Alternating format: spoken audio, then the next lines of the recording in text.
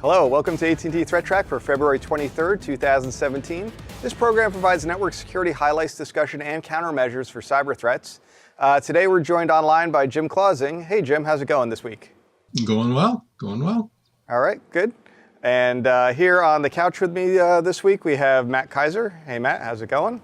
Good as always. Good to have you back. And Joe Harten, also one of our frequent contributors. How's it going, Joe? Pretty good, thanks. Good. So I'm John Hogoboom, and let's go to the first story. The first one is one that you were looking at, Jim, that I thought was pretty interesting, related to some protocol bypass using Java and Python. What can you tell us about this one? This one was interesting to me in a number of ways. It's been reported in a number of places, but it appears that the one that started the disclosure was a German researcher on shiftorDie.de posted a blog about how he was seeing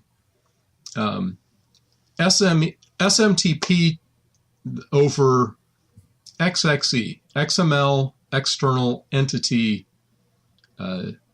basically vulnerabilities. And what was happening is there's apparently a bug in the way that Java and Python handle FTP. FTP is an ancient protocol and, was developed, RFC, I think 959 or something defines FTP. So was developed in the 70s or maybe before that. And it turns out that attackers under the right conditions are able to make Java or Python scripts that are linked to the right libraries. They think they're doing FTP, but in fact, they're not parsing the URL properly, and they can be forced to turn around and send out SMTP that could be used for spamming. Mm-hmm. It's a little complicated to actually exploit, but there are some rough discussions of how it's done. The actual proof of concept code hasn't been released yet, because Oracle was informed of the issues with the Java implementation in November, and the Python folks were informed of the issues with the Python implementation in, I believe, January, and neither of them have released patches for it yet, so they're not. The guys that discovered it are not releasing their proof of concept code yet, but apparently some of these exploits have actually been seen in the wild, which led my friend Johannes Ulrich at the Internet Storm Center to do a quick post of how you can harden your postfix SMTP servers so that if some of this fake Java gets sent to your SMTP server will drop it. Because right now, if you send an SMTP server user and pass the commands that are used in FTP to identify the username and pass the password, most SMTP servers will say, yeah, we don't know what that is, but go on with your next command. And so what Johannes's fix does is if it sees user or pass, it'll say, nope, you're obviously doing something that is not SMTP, so we're just going to drop your connection. I've been reading 3 or 4 different posts on this and haven't entirely figured out what all the issues are, but at the very least, it looks like there's a parsing error that when a URL contains carriage return line feed in there encoded, these libraries should interpret that properly, and they're not. And what that also means is that if you've got some Java application that has port open through a firewall, that if you know the internal IP address of an SMTP server, an external attacker could bypass the firewall, possibly spamming you from the inside, kind of a thing. This one's pretty cool. It does remind me a little bit that there are other protocols where this sort of protocol injection works, where you start off and you're able to put some data into a field and then break the actual flow of the, of the protocol. So in HTTP, if you can get data into, say, a cookie or a header field, you can actually sometimes add in your own character turn line feed and then break and start your brand new HTTP request, which is kind of cool. And this reminds me a whole lot of that, because you're taking, protocols that are very similar to FTP, and then you're jamming SMTP in there, and it's getting treated as, well, okay, I guess we're speaking this now. Right. The other interesting thing I was reading, like the follow-up article, well, I guess it's part of this story, but somebody kind of took this to the next level. And the interesting thing about FTP, if you're familiar with it, is it was kind of written in a really backwards way before everybody really did stuff. So the client actually becomes a server, and he has to, he basically tells the server that he's trying to connect to a port to rendezvous back with him on. And so that's called classic FTP. And a lot of firewalls have implemented functionality to kind of understand that, oh, this IP address is trying to do a classic FTP session. I'm going to open a firewall port to allow this return path to come through. So using this exploit, in theory, it's possible that you could, arbitrarily inject some commands there to send your own port opening commands along the way, but you kind of still have to know where you're trying to send it back into. But it's kind of interesting that you can kind of muck around with potentially, if the firewall supports classic FTP port forwarding, to muck around with the firewall table to arbitrarily open ports from the outside in. So an interesting kind of thing. I guess the two mitigations I can think of that come to mind is, from the client side, if you can avoid using Java, avoid using it altogether. I'm not really sure how the Python one comes into play, because I don't know if there's a lot of Python bindings like right from a browser or whatnot, but I didn't really follow that one. But for sure, Java would be something that would potentially be disableable, but a lot of enterprises require it for a lot of, sometimes in-house, a lot of companies have goofy Java applications that they've made, or they have some reliance on Java for some reason. And then the other option I can think of right out of the gate is to, if you do have classic FTP port forwarding supported on your firewall, you might want to disable that. There's a passive version that doesn't use that weird kind of back channel rendezvousing that can still be used. So that might be a way to mitigate against that. Did you have any other thoughts on that, Jim, about other mitigating ways to deal with this problem? You're exactly right. Those are the big ones until the patches come out. In fact, one of the folks, one of the researchers the one that has the proof of concept code that hasn't released it yet, their suggestions were uninstall Java from all your desktops. Well, okay, that's not necessarily always possible. Right. Disable the Java browser plugins, and dissociate the JNLP file extension from Java Web Start, because that was one of the tools that they had, one of the vectors that they had shown. And again, you're absolutely right about the classic FTP. Classic FTP is a nightmare on firewalls. It should have been turned off on your firewalls since you put your first firewall in 1995 or 1992 or whenever the first firewalls came into being. Passive FTP, as you said, if you really need to use the FTP protocol, and at this point I would highly recommend that if you're doing file transfers, you should be doing them in an encrypted form anyway. But if you must use FTP, use passive FTP, because then the client is initiating both the control connection and the data connection, as opposed to, as you said, with the classic FTP, the client initiates the control and the server initiates the data connection. Don't want that. Client should be initiating all the connections. So. Right. Do we have is there any prognosis on patches for this, Jim? I haven't heard anything, and the guys, the researchers who discovered the issue, last I heard, they hadn't heard back from anything, from either Oracle or the Python folks.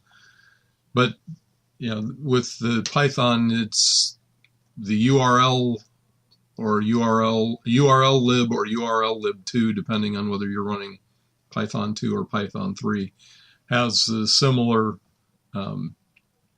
parsing issue where if it doesn't properly interpret the carriage return line feed if it's encoded in the username in the URL. So no idea when these will get patched, hopefully soon. And if they do get patched, we'll hopefully at least do a little blurb on the show mentioning that it's finally been patched. But All right. Yeah, it's definitely one to keep an eye on. I guess, now that it's known, it didn't look overly complicated. A couple of the articles out there kind of led me down a path of this looks like it's not necessarily that complicated to perform.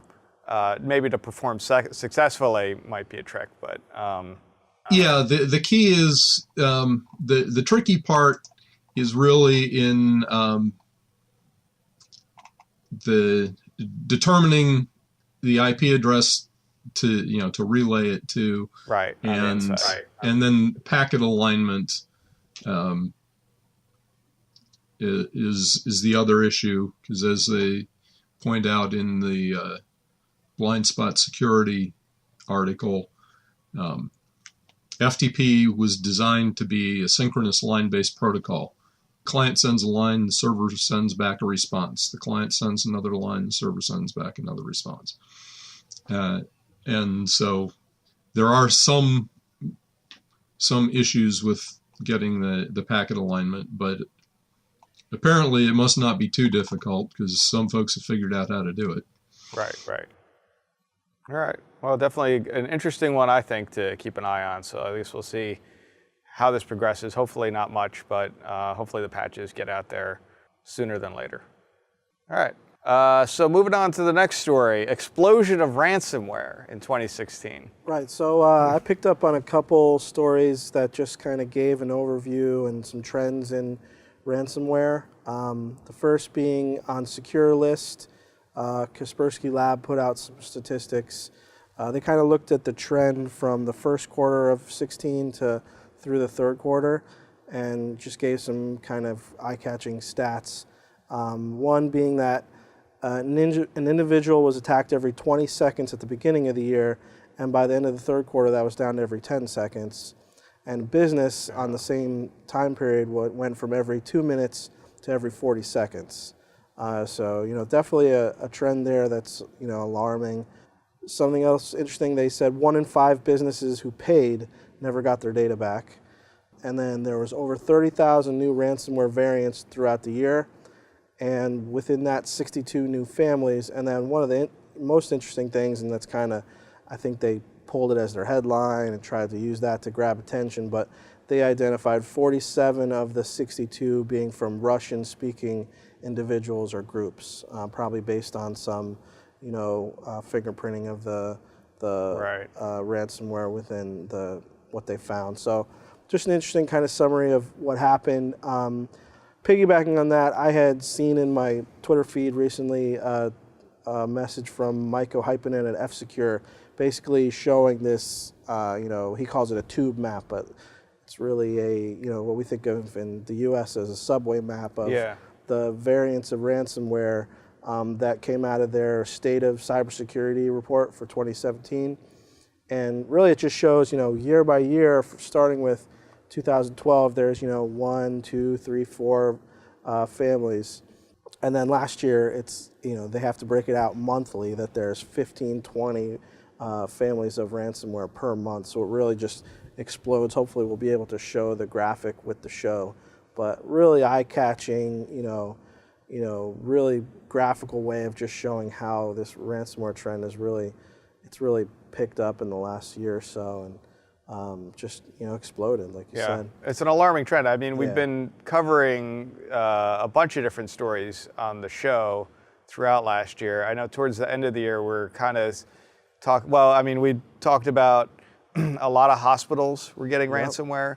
Yeah. It seems like these actors who are targeting victims with ransomware, are doing specific targeting, are doing so towards targets that really can't be without their data for any length of time.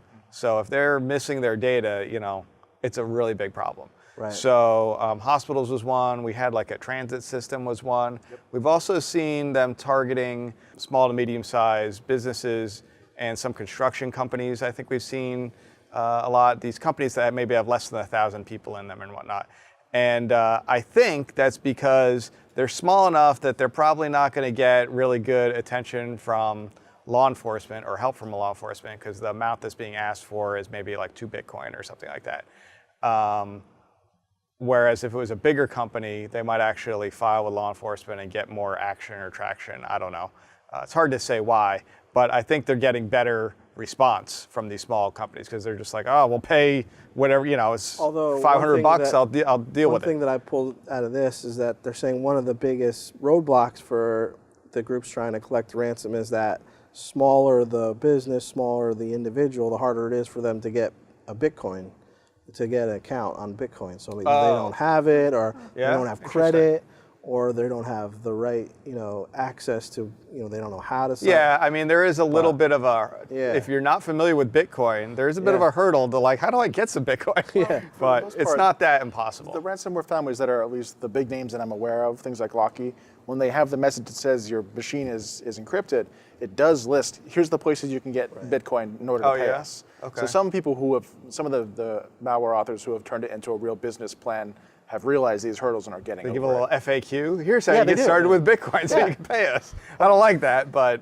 I could see that,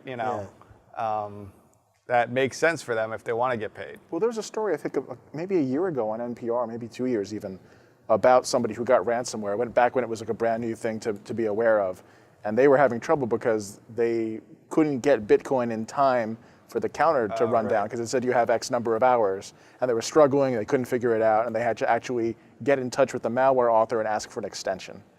Which is like, oh man. I don't like that, but it's also not surprising to me that a lot of this is coming from Russian-speaking organizations. We know a lot of crimeware, a lot of financial-oriented crimeware comes out of Russian-speaking countries or that part of the world. Yeah, I mean, this report from F-Secure does some pretty interesting attribution stuff where they try to sort of point to nation state versus nation state and, attribute who's more frequently going after which other nation state. I mean, kind of, dicey stuff, but, what they've put out there is their view of it. So it's an interesting report.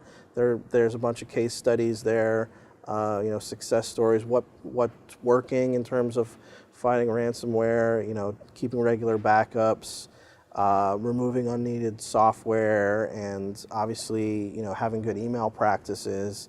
And they're also saying that a lot of the tools that we kind of think of as, the bread and butter, just having firewalls and having security tools in place, that is, kind of layer one in terms of protecting yourself from ransomware. And where that's in place, the frequency of having or the chances of getting ransomware are a lot better. So. Right.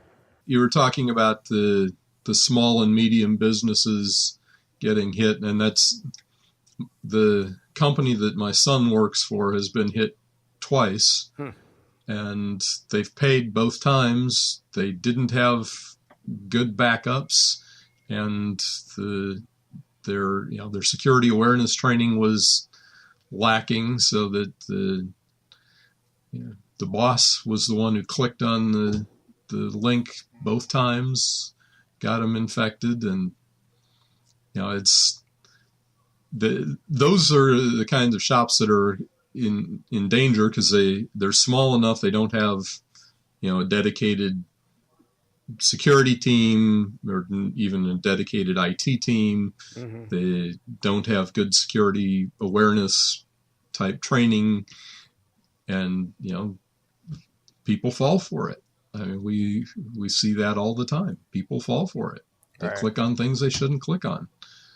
Well, definitely a trend that hopefully isn't going to get worse, but definitely has gotten worse last year, and I would expect more so this year.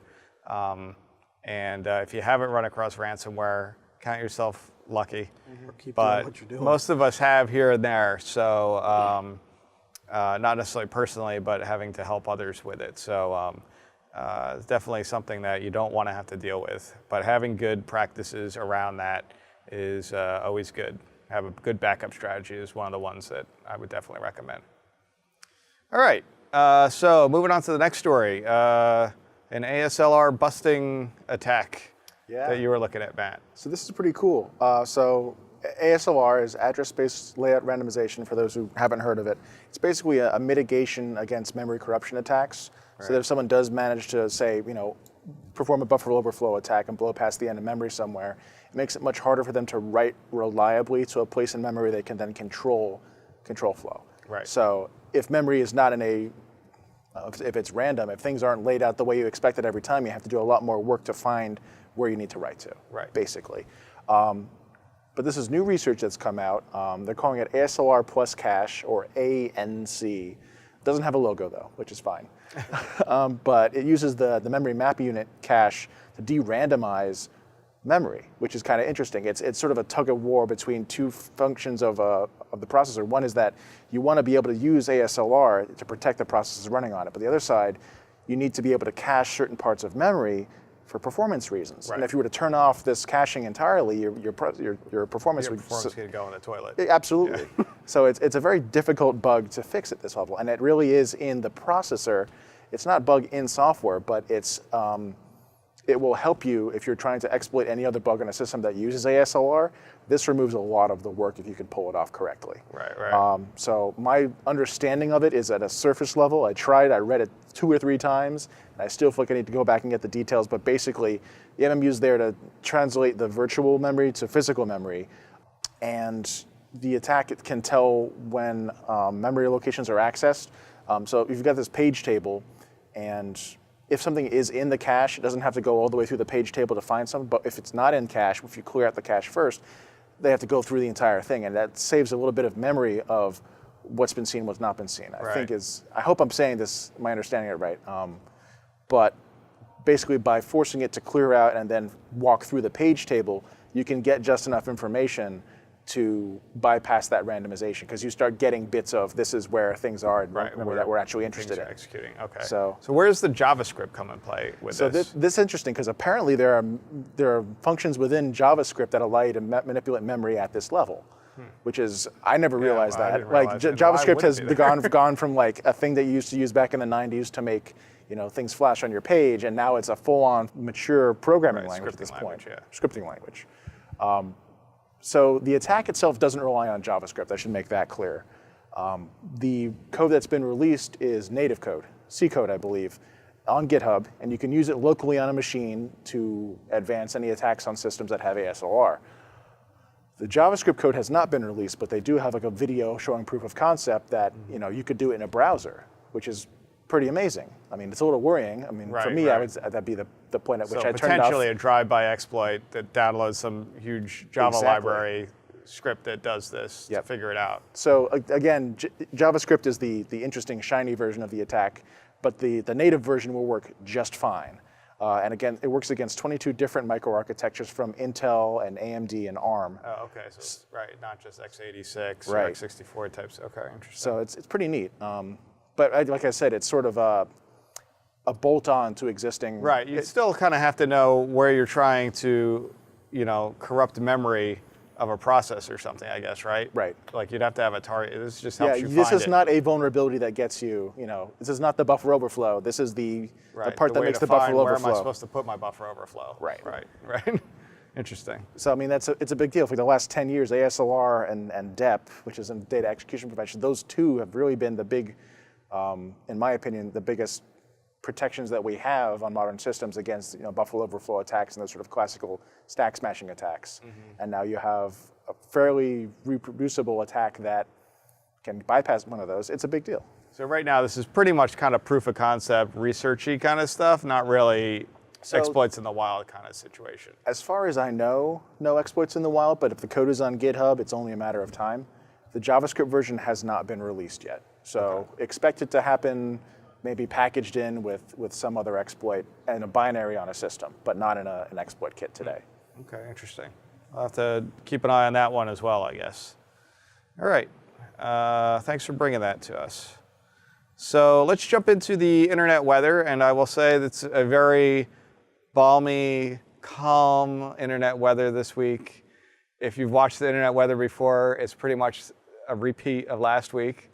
I wouldn't say it's sunny skies because it's always IoT bots scanning the internet and force, but it's pretty the equivalent of like Groundhog Day for the internet weather. Yes, it's like yes, Groundhog Day for internet weather, which timely since we're in February here. So let's just run through it really quickly, but there's no real big surprises. I have one thing I'll talk about that's really not on the chart here, but kind of what I would call below the fold, as it were, in the old newspaper days of a story, something to continue to keep an eye on. But what we do have in terms of the top most probed ports, Telnet, 23 TCP is your first one. 5358 TCP, we've talked about this on the show. This is kind of still yet to be determined, not really sure. It might be related to proxy scanning, squid proxies, but we'll take a closer look at that one as well. 7547 is the CPE WAN management protocol port, and there is some devices that had a TR64 exploit against that port, but I don't think there was a lot of them. But still, there's a bunch of IoT-based botnets, notably Mirai, one of them, that is scanning for this port. I should mention 5358 as well as 23 TCP are also related to IoT and Mirai and some of these other families of, there's more than just Mirai out there. There's Tsunami and Hydra and what? Hajime, I think. Hajime, right, is another one that's kind of come into the fold lately. So there's a whole bunch of these families of malware that are running on various embedded types of Linux devices, IoT type devices that have been put out on the internet. And most of these ports are being scanned related to that. 22 TCP SSH, also probably for brute force password guessing, just like the Telnet stuff. 1900 UDP is Simple Service Discovery Protocol. This one is probably related to actors looking for SSDP devices that answer for distributed denial of service reflection type attacks. Maybe not necessarily IoT devices. I don't think I've seen the IoT stuff scanning for that, but it's probably other actors for DDoS purposes. 3389 TCP is your remote desktop protocol. Again, brute force password guessing. If you can get RDP onto a machine, that's pretty good because now you've got like a full Windows or Linux, whatever is being shared on RDP that you can go manage remotely. 1911 TCP is the Niagara Tritium. Yeah, there you go.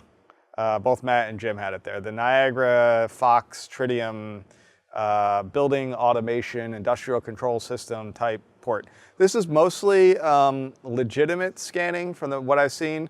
I think we did mention, or maybe you did last week, you noticed there was a new actor that was scanning for this, but it's another good guy, I should quote, good guy security research kind of team trying to find out how much of this is out there on the internet. 1433 TCP is Microsoft SQL Server. There's still just a lot of scanning for that in general. There have been some worms on that in the ancient history days. You've got your web, and then we have 21 TCP, which is FTP. So there's always actors out there looking for FTP servers that they can use for various purposes to either store files or other related infrastructure type things of their botnet. This is the most sources probing. This one is going to tell you more so what ports are being scanned en masse by large numbers of bots. because you have more sources probing on it. So again, you're going to see your telnet, your CPE WAN management protocol on 7547, 5358, that weird one we don't really know about. You got a bunch of ICMP that's probably just kind of backscatter stuff from devices that are not listening on those ports, kind of saying, hey, I'm not listening, or I am. And SMB, 445 TCP, was Windows file sharing, is also frequently scanned for by compromised devices. And that's really all I see there. We got BitTorrent, but BitTorrent is kind of the 6881 UDP might not be real, or at least not a security-related issue. It's probably showing up in our scanning because the nature of the way that protocol works. Right. Yeah, one nice thing about that graph is that it's no longer the Pac-Man. Yeah. Port 23 isn't 70% of the scanning. It was like off the charts for a while. Well, actually, I have a 23 TCP chart here that I'll show, so we can see where we're at relative to those days when we were really off the charts with a almost closed pie chart, like you're saying. So this is the 7547 TCP CPE WAN management protocol. There is maybe I would consider a small number of devices that either can be impacted or affected by this, and maybe not necessarily get truly exploited so much as they just crash. But and I don't even know what the total numbers of those are. But we do know that the Mirai family of malware likes to scan for this for whatever reason. It was really high. We started seeing it maybe somewhere around the middle of November, or no, I'm sorry, towards the end of November of last year.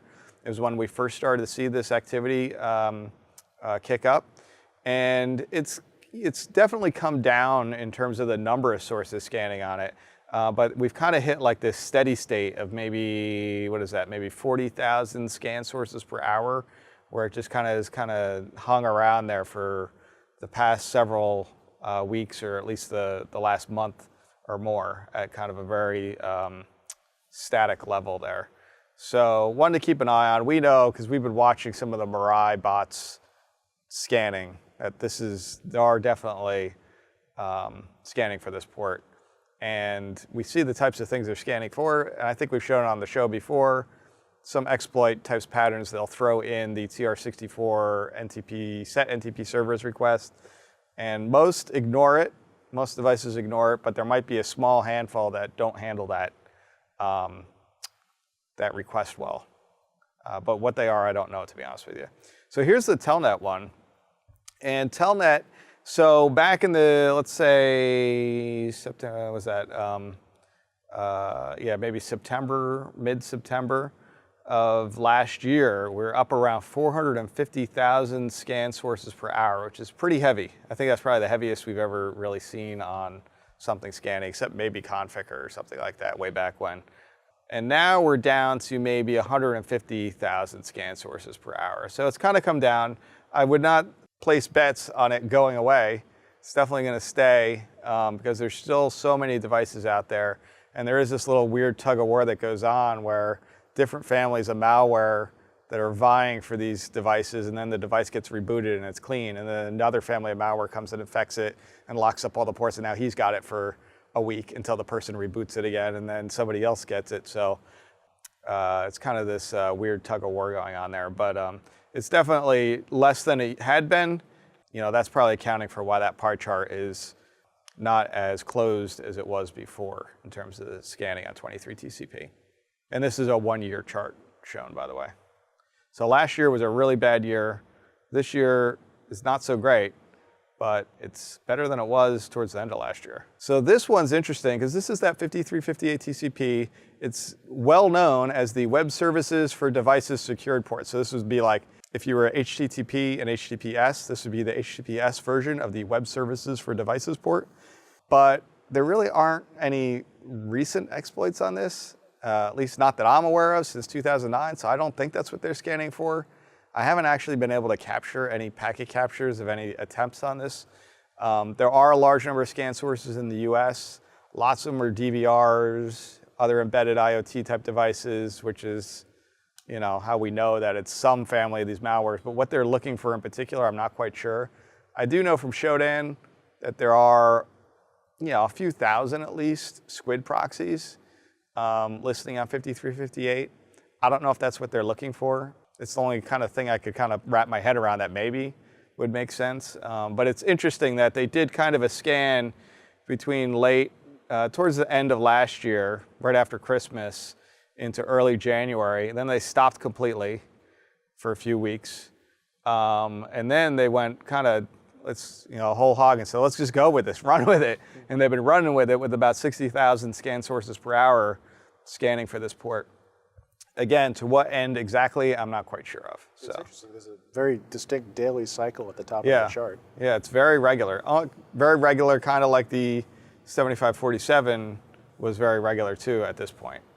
This has a very kind of regular waveform. We're looking at a longer period of time here, I think, but it's interesting. So another one to keep an eye on. If anybody has any, if everybody watches the show and has like concrete evidence of what this is about, we'd love to hear from you. Please send us an email. I'll give you the information in a second here. The last one I have, which is kind of below the fold, more IoT junk, but not on our top 10 scanning port. This is a look at since January of 2016, the beginning of last year, just so you could see where it started. So around this time last year, maybe February 23rd, it looks like, or so, 24th, we started to see a large number of scan sources on port 4028 TCP. Historically, back into like 2014 maybe, there had been discussion that the Light Hydra family of malware used that port for some reason, but I haven't been able to find any information on that. When you look in Shodan, and we can look at the IPs for these scan sources and look them in Shodan and see what are they. They're all these, more IoT devices. It's a lot of, little Soho routers, other embedded Linux things. I noticed a lot of video conference appliances, embedded video conference devices were in that list. I'm kind of curious. Another one to watch. It has kind of trailed off a little bit since, the end of last year, but it's still pretty. There's a decent, significant number of sources here. It's not that many. It's like maybe 1,000 or something. But there's something going on there that I'd like to understand more, and I don't have the answers for everybody about what it's about. But it's definitely some sort of infected devices talking. The one thing I will mention here is the well-known usage for this port, DT server dashport. If you look at IANA, it's registered to the Embarcadero DT Studio data modeling software, which has nothing to do with this exploit as far as, there's no exploit that I'm aware of on this port. It has nothing to do with it. I think it's just whoever's using this is just stomping on the same port. They're just using the same port that would use it. I'm not aware that there's any, because there's definitely not a lot of that deployed out on the internet. So much so that it's like I could count it on both my hands. That's how many there are. So as far as I'm aware. So I don't think it has anything to do with it. So that's the internet weather for this week. Again, not much new, pretty much the same thing we've always seen. So that's the show for today. Thank you for joining us. If you'd like to get in touch with us, like if you know anything about any of these ports we talked about that are still a little bit of a mystery to me, please reach out to us. You can email us at attthreattrack@list.att.com. You can also find the AT&T ThreatTraq program on the AT&T Tech channel. It's available also on YouTube and iTunes as an audio podcast. Follow us on Twitter. Our handle is @ATTBusiness. I'd like to thank you, Jim. Thanks, Matt. Thanks, Joe. I'm John Hogoboom. We'll be back next week with a new episode. Until then, keep your network safe.